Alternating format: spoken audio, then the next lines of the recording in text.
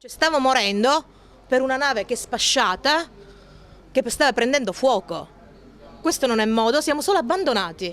È inutile che facciamo vedere un filmato e domani tutto passa, perché tutto questo sarà poi messo da parte, come tutte le altre cose. Sono esasperati e stanchi i passeggeri della Palladio. Per loro una lunga notte di paura, ansia e frustrazione. La motonave è approdata alle 2 di notte a Porto Empedocle dopo un'odissea cominciata nel pomeriggio di ieri, quando il traghetto è rimasto bloccato alla deriva a 5 miglia dalla costa empedoclina a seguito dell'incendio di uno dei motori. Poi l'arrivo alla banchina e lo scampato pericolo per i passeggeri. C'era fumo a bordo e chiaramente ci hanno chiamato che eravamo nelle cuccette, di sgombrare subito le cuccette e salire sul ponte 7, dove c'è il ponte di riunione, cioè dove c'è l'area, diciamo, del bar, visto che c'era. Però quando siamo saliti anche là c'era un po' di fumo. Fortunatamente hanno aperto le portiere, le porte e hanno fatto fuoriuscire il fumo e hanno sigillato poi tutte le porte e ci hanno messo là dentro.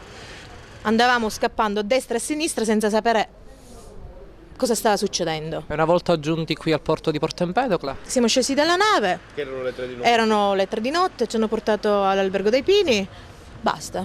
E poi non si pensa se avevamo acqua, mangiare, bambini, una bottiglia d'acqua. Andate, tanto. E adesso stamattina abbiamo trovato la sorpresa in quale c'è il tassista che aspetta, che dobbiamo pagare per venirci a ritirare le valigie. Cioè, non ho capito. Le macchine io ce l'ho a bordo, quindi non vedo perché devo pagare il tassista.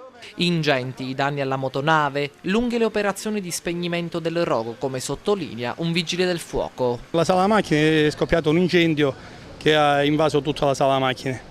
Fortunatamente non erano molto distanti, che erano all'incirca 4 miglia distanti di qua, siamo stati riportati qua e subito la squadra nostra è intervenuta stanotte a dare i primi soccorsi. Adesso noi siamo la squadra montante e stiamo continuando a fare l'opera di raffreddamento perché ancora diciamo che c'è molta caloria all'interno e quindi stiamo facendo questo, raffreddare soltanto perché ormai come incendio è sotto controllo, almeno stiamo valutando ancora la situazione. I danni a quanto ammontano, cosa si è danneggiato in particolare? Sì, sicuramente si è danneggiata tutta la sala macchine, tutta per intero. È stata coinvolta qualche persona? No, fortunatamente tutti in salvo, non c'è stato problema per nessuna persona.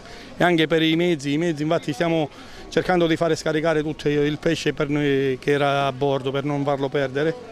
Un incidente annunciato. Appena pochi giorni fa il grido d'allarme congiunto dei sindaci di Lampedusa, Giusy Nicolini, e di Porto Empedocle, Calogero Firetto, legato al fatto che il servizio di collegamento sia affidato a navi vetuste.